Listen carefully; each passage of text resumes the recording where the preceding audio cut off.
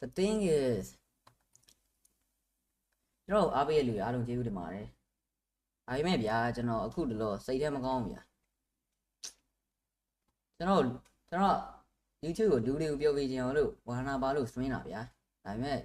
ကျွန်တော် line ပေါ်ကလည်းဝိုင်းပြီးဆဲကြရဗျာ Telegram channel တွေထဲပါထည့်ပြီးတော့ဝိုင်းဆဲကြရဗျာ